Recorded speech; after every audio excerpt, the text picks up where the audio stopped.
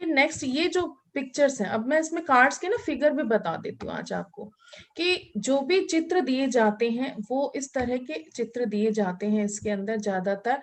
जैसे first card में है कि जैसे boy looking down somewhat pensively at violin before him. अब इस बच्चे को डिस्क्राइब करना है उनको इस पिक्चर को देख के, तो इसमें आपको, आप भी यहाँ पर जितने लोग बैठे हैं वो भी अलग अलग डिस्क्रिप्शन देंगे। जो म्यूजिक लवर होगा वो अलग तरह से करेगा, या जिसको ये पसंद ही नहीं है वो चीज अलग तरह से लिखेगा। जो डिप्रेशन में है, उसे इन चीजों से कोई लगाव भी नहीं होगा, तो वो कुछ भी लिख सकता है। तो पिक्चर के लिए फ्री है, कुछ भी वो डिस्क्रिप्शन दे सकता है। अब ये डिस्क्रिप्शन है इन फिगर्स, ये पेटेंट होते हैं फिगर, ध्यान रखना, ये हम बना नहीं सकते, ये कार्ड्स पे बने हुए ही मिलेंगे आपको सेम, जो कार्ड इसके टेस्ट के हैं टीएटी के। ये सारे मैं जल्दी आगे स्क्रॉल कर रही हूँ, ये मिल जाते हैं हमें टेस्ट में, लैब में टीएटी है हमारे पास। फिर आता है मेथड ऑफ एडमिनिस्ट्रेशन, ये भी मैं आपको बता चुकी हूँ, मैं भी स्क्रॉल कर रही हूँ, बता चुकी हूँ ना अभी आपको, मैं ब्रीफ कर चुकी हूँ कैसे एडमिनिस्टर करना है। रूम के अंदर बिठा के, हाँ, उस बच्चे को आपको इंस्ट्रक्शंस देने हैं। फर्स्ट टेस्ट जब आप करेंगे तो आप कहोगे बच्चों से सबसे पहले, जैसे सारे टेस्ट इंप्लीमेंट करते हैं सब में ही हम पहली लाइन में यही बोलते हैं कि I am going to show you some pictures and one at a time. आप पिक्चर्स ही शो करेंगे उनको, बच्चों को एक के बाद एक शो करते चले जाएंगे, और उन पर कहेंगे कि वो कुछ भी अपने आइडियाज या जो भी इनकी थिंकिंग है उसके बारे में, वो स्टोरी टाइप में, ड्रामेटिक टाइप में, इमेजिनेटिव टाइप में, जो भी इमेजिनेशन है उनके, जो भी पॉसिबल बनते हैं वो उनको वहां पर लिखते चले जाएं। और उनको ऐसा मतलब माहौल देंगे आप, जो भी है एनवायरनमेंट, कि वो बहुत ही पीस महसूस करें और शांति से वो उसको लिख सकें सारी चीजें। फिर स्कोर जब हम करते हैं इंटरप्रिटेशन इसकी, तो हम डिफरेंट पिक्चर्स को लेके उनकी जो लिखी हुई स्टोरीज होती हैं, जैसे उन्होंने अलग अलग स्टोरीज लिख दी, जो भी एलिमेंट्स उन्हें स्टोरी में इंक्लूड किए, जैसे हीरो ऑफ द स्टोरी कौन था उनका, उससे उनकी पर्सनैलिटी जज होगी कि वो किस तरह के बच्चे हैं। कोई या तो किसी का होता है कि कोई पॉलिटिकल लीडर होता है, किसी का कोई फिल्मी हीरो होता है, किसी का, किसी की मदर ही होती है हीरो, किसी के फादर होते हैं हीरो। तो ये डिपेंड्स हो करता है उन फिगर पे देख के, वो उनमें किसी, कोई फादर बताएगा अपना, कोई उसमें से जो वुमेन और मैन के फिगर है उनको कहेगा कि ये मेरे मदर फादर हीरो है, या वो उनको किसी हीरोइन का नाम देगा, हीरो का देगा, ये उसके ऊपर है, इसलिए हम नहीं कह सकते वो क्या लिखेगा। बस ये है कि वो क्या लिख रहा है उसको हमें चेक करके उसके रिजल्ट्स और उसको देखना होता है, एनालिसिस को इन्वॉल्व किया जाता है, उसकी फीलिंग्स को, उसके एक्सप्रेशंस को उस स्टोरीज में पूरी तरह से जो वो दे चुका है, उसी प्लॉट को, उसी में क्लिनिकल जो भी ट्रीटमेंट होते हैं उनके, जैसे साइकास्टिक बहुत टेस्ट करते हैं इन चीजों को। म्यूट कर लीजिए प्लीज आप। तो जो साइकाइट्रिस्ट है या साइकोलॉजिकल जो ट्रीटमेंट करते हैं डिजीजेस का, वो उन लोगों के लिए ये बहुत ही मायने रखते हैं टेस्ट। हम लोगों के लिए तो है ही, मायने रखते ही हैं, पर इतना नहीं रखते पर्सनैलिटी वगैरह। लेकिन जो कि वाकई डिजीजेस से निकल रहे हैं बच्चे, या जिनको है डिप्रेशन या एंजाइटी या अदर जैसे सिजोफ्रेनिया वगैरह बीमारियां होती हैं इस तरह की, या एडीएचडी से होते हैं, जो कि एडीएचडी भी बहुत ही खतरनाक बीमारी है बच्चों की, लेकिन वो डिजीज ऐसी नहीं है, बिस्तर पे सोने वाली बीमारी नहीं है, लेकिन वो ओवर एक्टिव वाली है।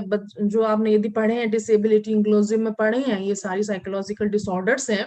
एडीएचडी भी बहुत बड़ा डिसऑर्डर है जो बच्चे में, जो कि हम नोट नहीं कर पाते, तो उन चीजों की सारे रिफ्लेक्शंस इसमें नजर आ जाएंगे आपको। आपको डायग्नोज हो जाएगा बच्चा कि बच्चा किस तरह का है आपका, और आप उसका ट्रीटमेंट करा सकते हैं, यानी कि सही उसकी काउंसलिंग करवा के उसको ट्रीट कर सकते हैं मेडिसिन के थ्रू, या फिर ये सारे डिसऑर्डर ज्यादातर मेडिसिन तो जब सीरियसनेस होती है तब जाके मेडिसिन स्टार्ट होती है, अदरवाइज साइकिल उससे काउंसलिंग और गाइडेंस से ये ठीक हो जाते हैं। काउंसलर से मिलकर जब आप बच्चों की काउंसलिंग कराते हैं और वो जब उनके साथ बातचीत करते हैं, टाइम लग जाता है, टाइम कंज्यूमिंग ट्रीटमेंट है ये सारे, तो वो कर लेते हैं, वो इन्हीं टेस्ट के जरिए ही आपके बच्चे की पर्सनैलिटी को चेक करते हैं। ठीक है, तो ये सारे डायनेमिक पर्सनैलिटी और ये सारी पर्सनैलिटीज इसी से वो निकालते हैं। तो ये टीएटी का है पूरा एप्लीकेशन इसकी। फिर आपके पास अगला आता है यही प्रोजेक्शन मेथड को, अगला जो मेथड है प्रोजेक्शन का वो है third method is draw a person test, जिसको डीएपीटी कहते हैं। शॉर्ट में DAPT या नाम आएगा, इसका ध्यान रखना है। Capital D, capital A, capital P और T। DAPT टेस्ट है ये, जिसको कहते हैं ड्रॉ अ पर्सन टेस्ट, यानी कि एक फिगर बनवाया जाता है उससे, बच्चे से। मैं फिर आपको ब्रीफ बता देती हूँ इसका, ताकि आपको फिर क्लियर हो जाती हैं चीजें क्या है। एक ड्रॉ करवाई जाता है, आप इसको बच्चे को फिगर दे कहते हैं कि जैसे रूम में बिठा दिया और उसको एक पेपर और पेंसिल दी जाती है केवल, और कुछ नहीं दिया जाता, और सारे फिगर्स रूम से हटा दिए जाते हैं, ऑब्जेक्ट्स हटा दिए जाते हैं, कोई सामान भी रखा है वो भी हटा दिया जाता है, मतलब कुछ भी नहीं, बस बैठने की उसको जो चीज दी जाती है वो होता है, और प्लेन दीवार होती है, कुछ भी नहीं, वॉल्स बिल्कुल empty walls and plain walls होंगी। उसके अंदर वो बच्चा बैठेगा और अपना उसको पेपर देंगे, और एक कहेंगे मेन और एक विमेन फिगर और एक सेल्फ, 3 फिगर्स उससे ड्रॉ करवाते हैं ओनली, खुद को। समझ में आया? एक औरत का, एक आदमी का, ह्यूमन बींग्स के होते हैं इसमें, एनिमल का कहीं जगह नहीं है। ड्रॉ ए पर्सन टेस्ट, इसलिए पर्सन है ना, तो ह्यूमन बींग का ही होता है। यानी एक कहेंगे एक लेडी बनाओ आप, एक जेंट बनाओ, पूरा मतलब दोनों का एक एक चीजें होंगी कि आपका, और एक सेल्फ, यानी कि तुम अपना स्वयं को ड्रॉ करो, खुद को कैसा प्रेजेंट करोगे, कैसे प्रेजेंट, वो अपना फिगर बना के आपको दिखाता है। तो 3 फिगर उसको दिए जाते हैं जनरली बनाने के लिए एक पेपर पे, फिर उससे डिस्क्रिप्शन निकाला जाता है कि वो किस तरह का बच्चा है। तो ये इसका मेन है। इसको फ्लोरेंस ने दिया था, फ्लोरेंस ने इसको ओरिजिनली डेवलप किया था, गुडनफ ने। गुडनफ फ्लोरेंस इसके जो है इन्वेंटर हैं, और उन्होंने ही इसको शुरू किया था। एमएन टेस्ट भी बोला उन्होंने, ड्रॉ ए मैन टेस्ट भी कहते हैं, ड्रॉ ए पर्सन टेस्ट भी कहते हैं इसको। ठीक है, तो इस पे यही है मैंने जो बोला, testing material same, sheet and pencils, जो लिखा हुआ है वही जो मैंने बता दिया। मेथड, मैम आपकी आवाज नहीं आ रही। हाँ अब आ रही है? यस मैम, अब आ रही है। स्लाइड आ रही है? No ma'am. No ma'am. Network चला गया था, एक मिनट शेयर करती हूँ। आ रहे आगे? यस मैम आ यस गई। मैम, आ गई। ओके। टेस्ट जो एडमिनिस्ट्रेशन है बेटा, इन्वॉल्व्स द एडमिनिस्ट्रेटर जो भी है requesting children to complete the individual drawing on separate piece of paper. तो उस पे किसी पे भी जो मैंने अभी बताई वही बातें हैं, तीनों चीजें आपकी चलेंगी इसकी। ठीक है, और आपकी मीटिंग ओवर होने वाली है थोड़ी देर में, तो इसको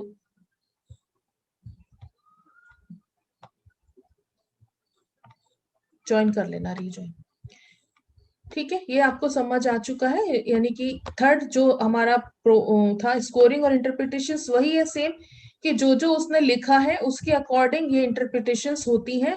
उसके लिए आपको उसमें मैनुअल में दिया हुआ है कि किस तरह का फिगर बनता है, तो वो कौन सी पर्सनैलिटी आती है, ये अभी हम नहीं बता सकते हैं, उसमें ही बताया जाएगा। मैनुअल में सब कुछ लिखा हुआ है।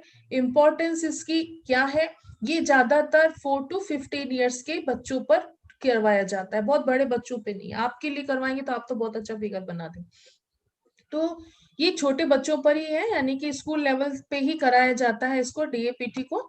ठीक है, सिजोफ्रेनिया एक बीमारी होती है, उसके पेशेंट्स को ज्यादातर इस पे रिफ्लेक्शन आता है ज्यादातर, कि वो किस तरह की इसमें देखते हैं, यानी उन्हें विचित्र विचित्र आकृतियां नजर आती हैं, उन्हें एक डरावनी डरावनी चीजें दिखती हैं, वो डरे हुए होते हैं, सहमे हुए होते हैं। ये बहुत भयानक बीमारी है, डिप्रेशन से ऊपर की बीमारी मानी जाती है सिजोफ्रेनिया, जिसके अंदर घबराहट होती है, डरते हैं, यानी कि किसी भी आहट से डरते हैं, किसी भी थोड़ा सा भी दरवाजा भी खटका तो उनको लगता है कोई उनको मारने आ रहा है, कोई काट के डाल जाएगा, या वो अंधेरों से बहुत डरते हैं। इस तरह के जो बच्चे कई बार डरते हैं ना, तो हम उसको लाइटली लेते हैं कि क्यों डर रहा है, तो हल्का फुल्का डर तो हमें भी होता है, हम भी डरते हैं, लेकिन हम नॉर्मल पर्सन हैं, ऐसा डर नहीं होता हमें कि हम उनसे एकदम ही, और वो क्या इतना खौफ खा जाता है कि वो बाहर भी नहीं निकलेगा, और हर छोटी आवाज जो कि उसको डराती है, उसको जहां भी वो सुनेगा तो वैसा ही खौफ उसके फेस पर नजर आएगा। तो वो जो है इस तरह के बच्चे डायग्नोस हो जाते हैं उससे बहुत जल्दी, क्योंकि वो फिगर में ना उल्टे सीधे फिगर बनाते हैं। मैन का कहोगे, वुमेन का कहोगे ना, तो भयानक सी चीजें बनाएंगे, जिसमें जैसे आप कहोगे ना कि घोस्ट टाइप की दिखाएंगे वो, जिनसे डर लगता हो। जैसे कोई फिल्म देखते हो आप, जो ऐसी होती है डरावनी मूवीज जो होती है ना, कि आपको ऐसा लगे कि उसके अंदर बच्चों को नहीं दिखाते, यही रीजन होते हैं कि जिनके अंदर ये खौफ होता है तो और खौफ बनता चला चला जाता है। अब ये होता है हार्मोन्स से रिलेटेड है ये बीमारी। ऐसे बीमारी नहीं है कि आप हर बच्चा डरेगा और हर बच्चा बीमार हो जाएगा, ये कभी नहीं कहा गया। हर बच्चा नहीं और हर पर्सन नहीं बीमार होता इस तरह का। ये जिनके की हार्मोन्स जो हैं वो वीक हैं अंदर और डेफिशिएंसीज हैं, और तो उनके ऊपर ये चीजें हावी हो जाती हैं और वो बहुत डरने लगते हैं। तो सिजोफ्रेनिया जो बीमारी है वो दिखती नहीं है बचपन में, इतना डर हम सोचते हैं ऐसे डर रहा है, लेकिन वो भयानक रूप से डरने लग जाता है। बहुत छोटी छोटी आवाजों से डरने लगता है। हो सकता है वो कोई एनिमल की आवाज हो या कोई पर्सन की हो, या फिल्म में से भी लगता हो कि कई बार डर जाता है और वो कई बार टीवी भी तोड़ देते हैं ऐसे बच्चे, फेंक के मारते हैं, क्योंकि उन्हें वो डर लगता है कि इसमें से फिर वो चीज दिखेगी उनको। तो ये बहुत भयानक बीमारी, साइकोलॉजिकल ऑर्डर डिसऑर्डर जिनमें हो जाते हैं उनको रोक पाना बहुत मुश्किल होता है। तो ये टेस्ट जो है वो कहीं कहीं हमें इन ऐसे बच्चों का डायग्नोस करवाने में बहुत मदद देते हैं। फिर आता है अगला, sentence completion test. Sentence completion, excuse me ma'am.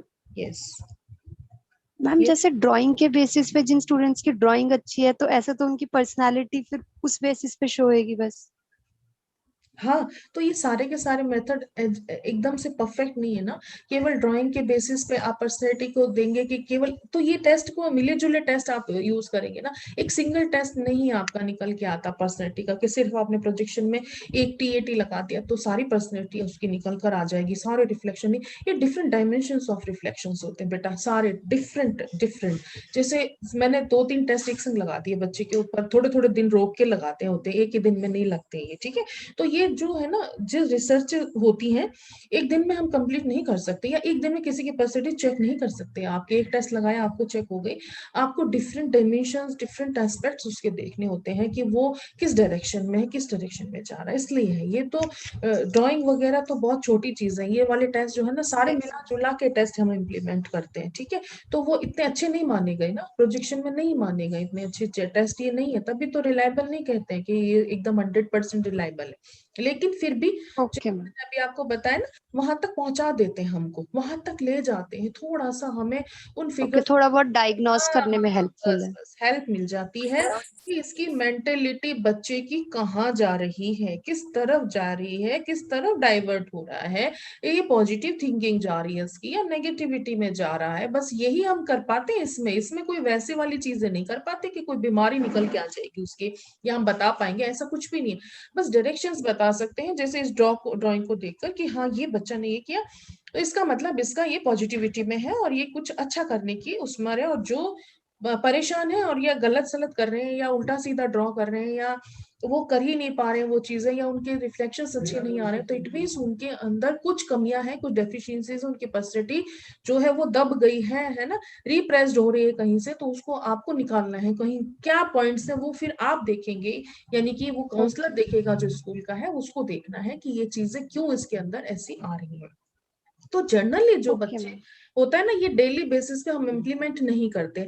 ये टेस्ट पूछे जाए आपसे कहाँ इम्प्लीमेंट क्यों करते हैं, जब या तो हम बच्चों पर रिसर्च कर रहे हैं कुछ एक ग्रुप पर, और या फिर हमारी क्लास में कुछ ऐसे प्रॉब्लमेटिक बच्चे हैं जो कि क्लास में मन भी नहीं लग रहा, सुस्त बैठे रहते हैं, या फिर परेशानी है कुछ आपसे शेयर नहीं कर पा रहे हैं, या उनके घर में प्रॉब्लम्स हैं, या फिर उनकी केस हिस्ट्री जो मैंने पिछले सब्जेक्टिव मेथड्स में लिखे ना, तो वो भी काफी हद तक आपको मदद देती है उनकी पर्सनैलिटी को डायग्नोस करने में।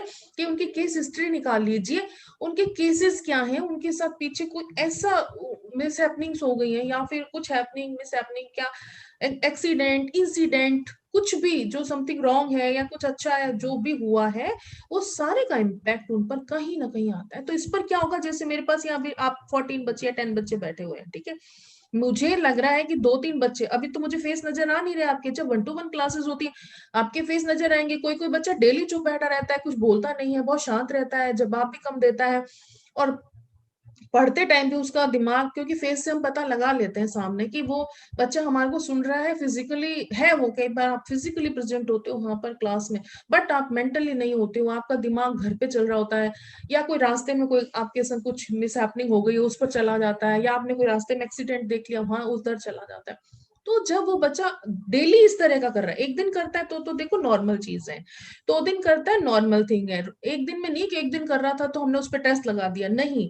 यदि वो रूटीन में काफी दिन तक आपसे के संग इस तरह की परेशानियां आप उसके साथ झेल रही हैं, वो आप जितना उसको अचीव करना चाहिए वो अपना कैलिबर दे नहीं पा रहा, उसके अंदर एबिलिटी है बट वो एक्सप्रेस नहीं कर पा रहा है, तो आप तो अब बड़े हो चुके हो, आप पीजी कर चुके हो, आप एज ए टीचर उसको डायग्नोज कर सकते हो कि कुछ प्रॉब्लम है, हम कहते थे ना कुछ तो है समस्या इसके साथ।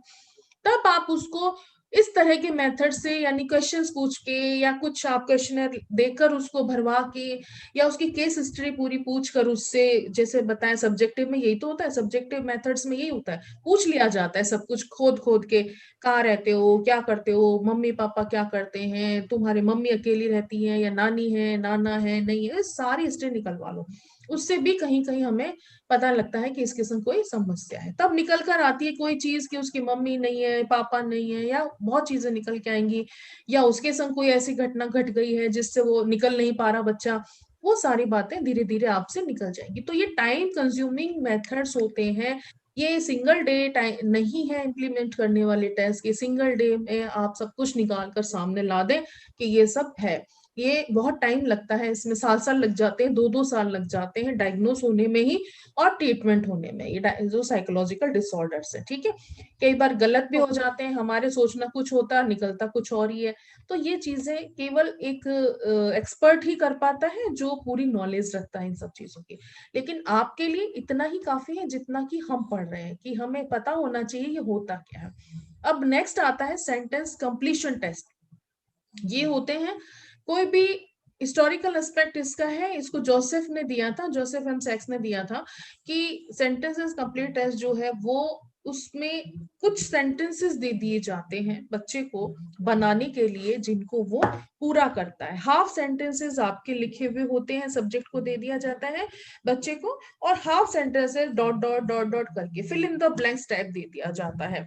यानी आपने शुरू किया, एंड वो करेगा, तो एंड वो करेगा, उसके अंदर क्या करते हैं, कुछ ऐसे क्वेश्चंस पूछ लिए जाते हैं, जैसे रिलेशनशिप पे पूछ लिए जाते हैं कि रिलेशन क्या है, कुछ फिक्स्ड होते हैं वो क्वेश्चन नहीं होते, जस्ट लाइक एक सेंटेंस कहते हैं इसको, क्वेश्चन नहीं, सॉरी क्वेश्चन नहीं, सेंटेंसेस बोलो आप, बेटर है। सेंटेंसेस दे दिए जाते हैं, हाफ सेंटेंसेस वो फॉर्म्ड होते हैं, और उनको कंप्लीशन के लिए फिल इन द ब्लैंक्स दे दिया जाता है।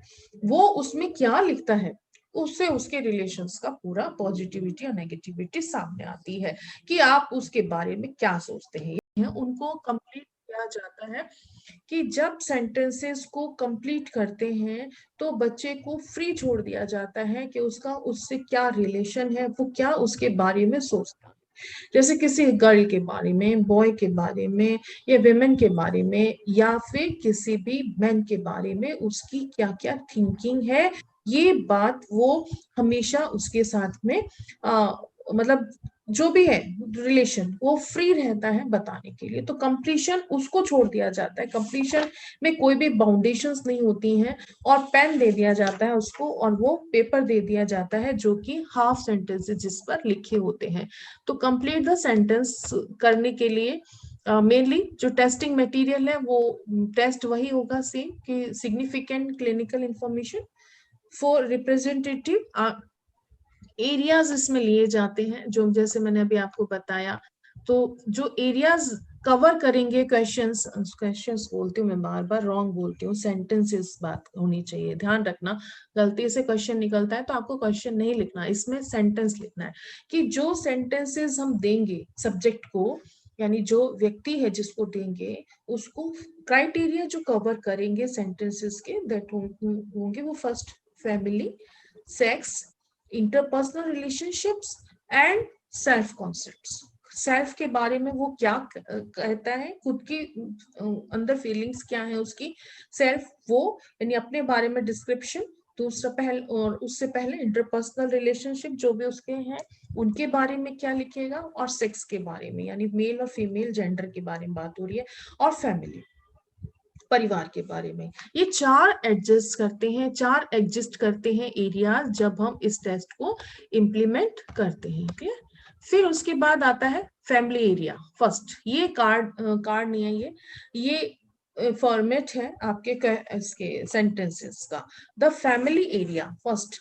अब उसमें दो चीज दे दी, कैसे वो कंप्लीट कर पाता है, तो ये चीजें आपको बतानी है उसके साथ में पूरी की पूरी। ठीक है, स्लाइड शेयर होना बंद हो गई क्या? Ma'am yes yes ma'am. Yes ma'am. Ma'am अभी जो आपने बोला था वो आवाज ही नहीं आई। आवाज ही नहीं आई। Oh, You ma'am. minimize Zoom when you are recording this meeting. Okay. You cannot minimize. Okay, ठीक है। मैं कर रही हूँ स्लाइड शेयर, दोबारा से करते हैं स्क्रीन शेयर। अब आ रहा है, दिख रहा है?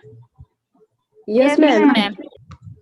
ओके, तो जब हम इसको सेंटेंस को कंप्लीट करवाएंगे तो वो उसके सेल्फ छोड़ देंगे। बस ये एक फॉर्मा दिया है जो कि आपको भरवाना है। इसमें आपको बहुत ज्यादा लिखना नहीं होता ना, बताने हो कि कौन कौन से क्वेश्चन है। क्राइटेरिया पूछ लेते हैं आपसे, तो बस कितने क्राइटेरियाज हैं जो कि आप क्वेश्चंस सेंटेंसेस के फॉर्म में उसको देंगे। ठीक है, तो इंक्लूड आपका फिर जो सेक्स एरिया है इसमें तो हो गया इंक्लूड। फैमिली में क्या होगा, जो एटीट्यूड्स हैं दोस्त टूवर्ड्स किसके, जो भी एटीट्यूड उसके होंगे towards mother father and family unit के लिए। Each of these represented by 4 sentences. ठीक है, और sex area I think most girls. अब सेक्स के अंदर उस वो गर्ल्स हो गया, बॉयज भी लिख सकते हैं इस जगह। I think most boys are, कहते हैं ना लड़कियां इस तरह की होती हैं, लड़के इस तरह के होते हैं, तो वो अपने किस तरह से डिस्क्राइब करेगा। प्लीज म्यूट कर लीजिए बेटे, म्यूट कर लीजिए बच्चे। मैम उपेंद्र का ऑन है। उपेंद्र भैया प्लीज। बेटे शोर होता है वैसे ही, नहीं समझ में नहीं आता। फिर इंक्लूड्स जो सेक्स एरिया है उसमें आपके हो गए कि हेटेरोसेक्सुअल रिलेशनशिप है, वुमेन है टूवर्ड्स जो भी आपके जैसे आजकल ये है कि आप किस किस सेक्स रिलेशंस पे, सेक्सुअलिटी पे क्या क्या बात कर रहे हैं, उसके अपने व्यूज निकल के आ जाएंगे, तो वो पता लग जाता है कि वो क्या सोच रहा है इन बारे में। अब इंटरपर्सनल रिलेशनशिप के बारे में जो सेंटेंसेस कंप्लीट कराते हैं, तो when I am not around my friends dash dash dash, when I see the boss coming, तो कोई कोई अब फीलिंग्स है, बॉस को जब आते हुए देखते हैं तो आपको कैसा महसूस होता है, आपको अब टीचर्स आते हुए जब सामने से नजर आते हैं तो आपको क्या क्या फील होता है, किसी को फियर फील होता है, किसी को फ्रेंडली फील होता है, तो वो यहाँ पर डिस्क्राइब कर सकता है कुछ भी उस सेंटेंस में लिखकर, तो उससे उसकी फीलिंग्स पता लगेगी कि वो दूसरों के प्रति किस तरह से बिहेव करने वाला बच्चा है, किस तरह से बिहेव कर रहा है। तो the people who work for me, उसके लिए क्या क्या वो एक्सेप्ट या तो एक्सेप्ट करता है या उनसे जो उम्मीदें रखता है, वो सारी चीजें कि क्या। And at work I get along best with, तो वर्क पे आप किसके संग अच्छा महसूस करते हैं, ये सारे सेंटेंसेस कंप्लीशन में आते हैं। I wish, the self concept के लिए जो क्वेश्चन सेंटेंसेस दिए जाते हैं वो होते हैं I wish I could lose the fear of, my greatest mistake was, वो लिखेगा कौन सी थी, सेल्फ कॉन्सेप्ट की बारे में, खुद के बारे में। I believe I have the ability to, करने की बहुत सी एबिलिटीज होती हैं, वो बता दे अपनी कि कौन कौन सी में, किसी के अंदर फिजिकल होती है, किसी के अंदर मेंटल होती है, किसी के अंदर और अदर एबिलिटीज होती हैं, तो वो डिस्क्राइब करेगा। When I was a child, तो वो क्या उसकी इच्छा थी, डिजायर्स थी, या वो चाइल्ड था तो क्या क्या करता था या क्या पसंद करता था। सम डे आई, जब कुछ भी would be, then what I want most out of life, तो ये क्या वो अपने लाइफ से क्या क्या और चाहता है, वो सारी चीजें। ये self concept involves fears, guilt feelings, goals and attitudes towards one's own abilities, past present and future, ये चीजें सारी की सारी बताता है। तो subject is asked to respond to जो भी स्ट्रक्चर्ड आइटम्स हैं सेंटेंस जो आपके हैं, तो वो bye completing the other half of the sentences with their own words. Clear? यही मैं बता रही हूँ कि हाफ सेंटेंसेस हमारी तरफ से फ्रेम होते हैं एंड हाफ सेंटेंसेस जो है वो विल बी फिर सब्जेक्ट, ये उसको दे दिए जाते हैं, वो अपनी तरफ से कंप्लीट उनको करता है। तो ये इसका टाइप है देने का। 20 to 40 मिनट्स कंप्लीटिंग टाइम दिया जाता है उसको मैन्युअली भरने के लिए इंडिविजुअल को, ठीक है। तो आपका स्पॉन्टेनियस रिएक्शंस जो होते हैं वही है उस समय, पहले से कभी भी ये टेस्ट आउट नहीं किए जाते हैं, जस्ट लाइक एग्जाम्स होते हैं, ध्यान रखना इसका। कि आप सोचो बेहतर बनाने के लिए मैं उसको 2 दिन पहले बता दूं सेंटेंसेस, 2 दिन पहले आप बता दोगे तो वो सोच लेगा, यानी कि वो वेल प्रिपेयर रहेगा उसमें लिखने के लिए, तो इसमें पर्सनैलिटी नहीं रिफ्लेक्ट करती है, फिर वो आर्टिफिशियल पर्सनैलिटी आ जाती है। जैसे हम इंटरव्यू तैयार करके कहीं जाते हैं तो हम मेंटली प्रिपेयर होते हैं कि इसका आंसर मुझे चाहे वो कुछ भी पूछे यही देना है, तो वो चीज में आर्टिफिशियलिटी आती है, जो कि एक्चुअल हमें चाहिए, उनके स्पॉन्टेनियस रिएक्शंस चाहिए। तो स्पॉन्टेनियस रिएक्शंस तभी होंगे जब आप वहीं पर तुरंत आप उसको डिलीवर करेंगे, वहां पर with in half an hour आप उसको खड़े होके बस बताएंगे कि आप क्या करने वाले हैं, क्या देने वाले हैं और क्या आपको करना है। बस उसको बताना होगा क्या करना है आपको, मैं क्या देने वाली हूँ, इसमें क्या लिखा है और आपको कैसे कंप्लीट करना है, सारे इंस्ट्रक्शंस देकर और उसको डिलीवर कर दिया जाएगा टेस्ट को। ये इसीलिए ये जो है वो पहले से आउट नहीं करे जाते हैं, आपको पढ़ा रहे इसलिए आपको पता है ये चीजें, लेकिन उनको देने के लिए पहले से कभी भी नहीं बताते हैं। तो इंपॉर्टेंस ऑफ द टेस्ट पता ही है आपको कि जो भी present the subject with sufficient opportunities to express his attitude so that clinical psychologist में infer his dominant personality traits and screen patients for therapy। बहुत जरूरी है थेरेपी के लिए, बहुत मायने रखता है ये सब चीजें उनके लिए, क्योंकि इनके बिना जब पर्सनैलिटी जज नहीं होगी तब तक वो कुछ भी नहीं कर सकते हैं। तो ये बहुत ही जरूरी टेस्ट है जो कि प्रोजेक्शन और सब्जेक्टिव दोनों, प्रोजेक्टिव मेथड दोनों तरह के यूज करते हैं हम। वैसे 3 ये सब्जेक्टिव और प्रोजेक्टिव कॉमन है, इसके अलावा इतने कॉमन नहीं है। एजुकेशन के फील्ड की बात करी जाए तो एजुकेशन में हम ज्यादातर सब्जेक्टिव और अपने प्रोजेक्टिव ही हम करते हैं, ठीक है।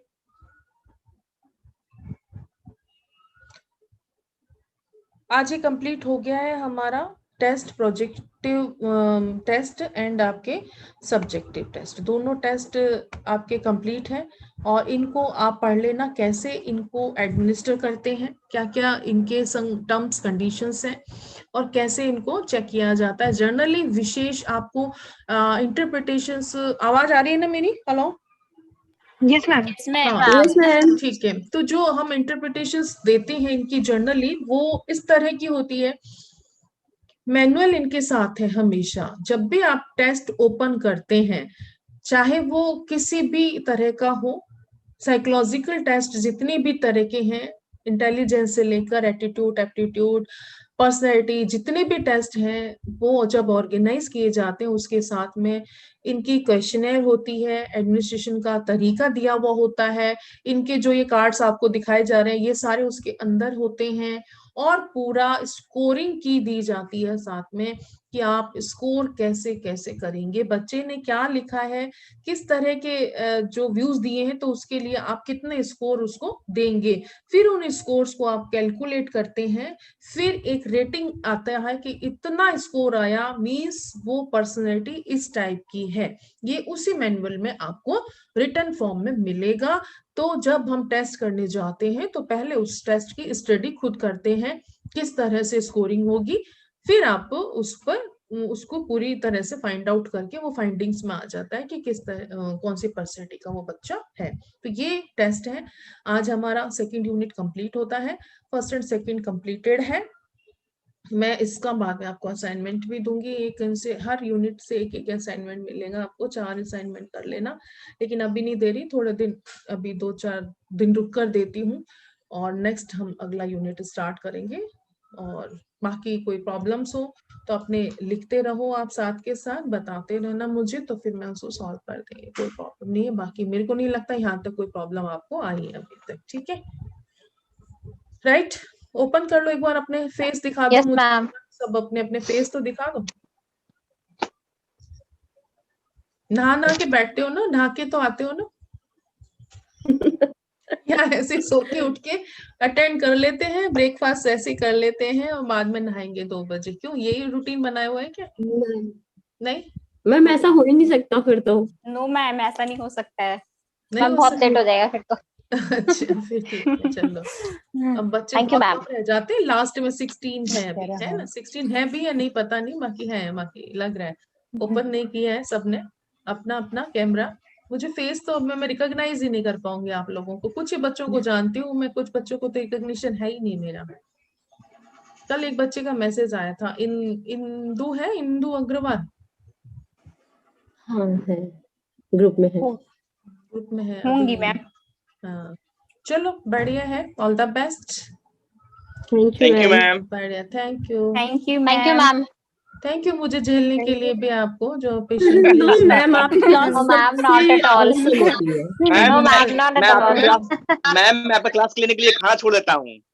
क्या नहीं क्या? मैम का मैम क्लास ये बहुत अच्छा क्लास लगता ऐसी है। है, मैं आपका क्लास अटेंड ऐसी करने के लिए क्लास खाना सही तक है। छोड़ देता हूँ। अच्छा नहीं मैम वो ये क्लास ऐसी है जिसमें हम लोग फ्री होके पढ़ लेते हैं और सब कुछ समझ भी Yes, आ जाता ma'am. है।